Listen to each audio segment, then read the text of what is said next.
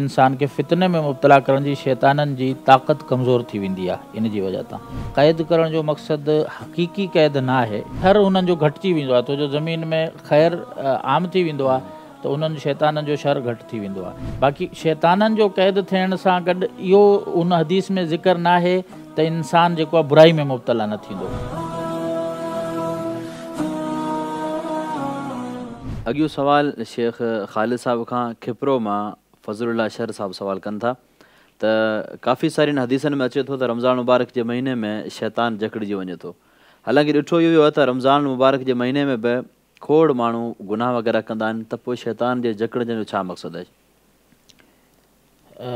सही बुखारी ऐं सही मुस्लिम में हदीस आहे, नबी करीम सल्लल्लाहु अलैहि वसल्लम फरमायो कि इज़ा जाअ रमज़ान फुतिहत अबवाबुल जन्नह व गुल्लिक़त अबवाबुन अन्नार व सुलसिलत शयातीन, कि जॾहिं रमज़ान जो महीनो दाख़िल थींदो आहे त जन्नत जा दरवाज़ा खोलिया वेंदा आहिनि ऐं जहन्नुम जा दरवाज़ा बंदि कया वेंदा आहिनि ऐं शैताननि खे जेको आहे उहो क़ैद कयो वेंदो आहे। सुलसिलत यानी कि ज़ंजीरनि में उन्हनि खे बेड़ियुनि में क़ैद कयो वेंदो आहे। हाणे क़ैद करण जो मक़सदु माना छा आहे, इन जे बारे में उलमा जा मुख़्तलिफ़ मौक़िफ़ आहिनि। कुझु अहले इल्म त फरमाइनि था त क़ैद करण जो मतिलबु ही आहे त मुसलमान जो ईमान वारा आहिनि उहे छो जो रोज़ा रखंदा आहिनि, ज़िक्र क़ुरान पढ़ंदा आहिनि, त उन्हनि जी फितने इंसान खे फितने में मुब्तला करण जी शैताननि जी ताक़त कमज़ोर थी वेंदी आहे। इन जी वजह तां त उनखे एतिरी क़ुवत न रहंदी आहे त हू मुसलमाननि ते असरअंदाज़ थी सघनि, छो त मुसलमान क़ुरान पढ़ी रहियो आहे, रोज़ो रखी रहियो आहे, जेको शहवात खे ख़तमु कंदो आहे। त इन्हनि निमाज़ अज़कार क़ुरान जी तिलावत जी वजह तां शैतान जो वार उन ते कमज़ोर थी वेंदो आहे ऐं उहो फितने खां इंसानु महफ़ूज़ थींदो आहे। हिकिड़ो माना इहा बयानु कई वई आहे। ॿी माना इहा बयानु कई वई आहे त क़ैद करण जो मक़सदु हक़ीक़ी क़ैद न आहे, इन जो मक़सदु हीअ आहे त उन्हनि जी उहा सलाहियत जेका आहे माण्हुनि खे गुमराह करण जी, विसवसा करण जी दिलनि ते, उहा सलाहियत ग़ैर मुयसर करे छॾी वेंदी आहे। यानी उन सलाहियत उहो इस्तेमालु कंदा आहिनि पर उनजो असरु न थींदो आहे इंसान जे मथां। ऐं टियों मौक़िफ़ हीअ आहे त हिन खां मुराद तमामु शयातीन न आहिनि, यानी तमामु जेके बि शैतान आहिनि सभु क़ैद न थींदा आहिनि।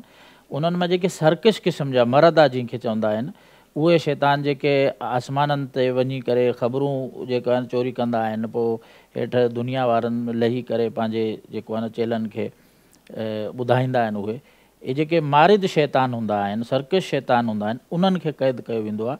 बाक़ी जेके नंढा शैतान आहिनि उहे आज़ादु रहंदा आहिनि। ऐं चौथी जेका उहा अहले इल्म बयानु फरमाई आहे इन जी इहा कि इन जो मक़सदु हीअ आहे त यानी कि हुननि जी शर, हू विसवसो त कंदा आहिनि पर शर उन्हनि जो घटिजी वेंदो आहे। छो जो ज़मीन में ख़ैर आम थी वेंदो आहे त उन्हनि शैताननि जो शर घटि थी वेंदो आहे। हिन में जेका सही मौक़िफ़ आहे हू हीअ आहे त असां हिन हदीस में, छो जो हिन जो ईमानियात सां ताल्लुक़ु आहे, ईमान सां आहे, त असां हिन हदीस मां इहो ई सम्झूं था त इहो उन्हनि खे क़ैद करणु हक़ीक़ी क़ैद आहे। ठीकु आहे, हू हाणे कहिड़े तरीक़े सां अलाह ताला उन्हनि खे क़ैद करे थो, इन जी कैफ़ियत जे बारे में नबी सल्लल्लाहु अलैहि वसल्लम असांखे न ॿुधायो आहे। उहो अलाह ताला जे इल्म आहे त हिन ॻाल्हि ते ईमान रखणु खपे त उहो क़ैद थियनि था। ठीकु आहे, बाक़ी शैताननि जो क़ैद थियण सां गॾु इहो उन हदीस में ज़िक्र न आहे त इंसानु जेको आहे बुराई में मुब्तला न थींदो। छो जो इंसान जे पंहिंजे नफ़्स बि, इन नफ़्स अमारतुम बिस्सू, पंहिंजो नफ़्स बि इंसान खे जेको आहे बुराई ते, ऐं जीअं फितरत ते इंसानु रहंदो आहे, रमज़ान खां पहिरीं जे बुराई ते आहे त उनजी फितरत उहा आदत ठही वेंदी आहे। ऐं ॿियो जेको इंसान सां गॾु करीन बि हूंदो आहे, जेको हुनजे गॾु उन ते विश्वास कंदो आहे। ठीकु आहे, त हिन जो यानी हदीस में इहो ज़िक्र आहे त शैतान क़ैद थींदा आहिनि। हदीस में इहो ज़िक्र न आहे त शैतान जो जेको आहे इहो इंसान ते असर बि बिल्कुलु ख़तमु थी वेंदो आहे ऐं इंसान बुराई न कंदा आहिनि। न, बुराई इंसान जे अंदरि मौजूदु आहे। ठीकु आहे, उहो जेको रमज़ान खां पहिरीं करे थो रमज़ान में बि करे थो, पर उन बुराई जो तासीर घटि थी वेंदी आहे। ऐं शैताननि खे क़ैद करण जो जेको आहे उहो हक़ीक़ी क़ैद आहे।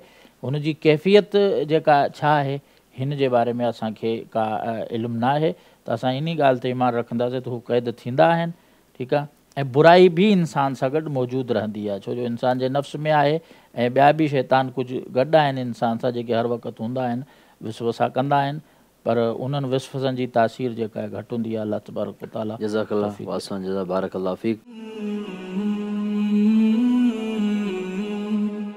सब्सक्राइब करियो ऐं बेल आइकन ते क्लिक करियो त जीअं असांजी हर नई वीडियो जो नोटिफिकेशन मिले।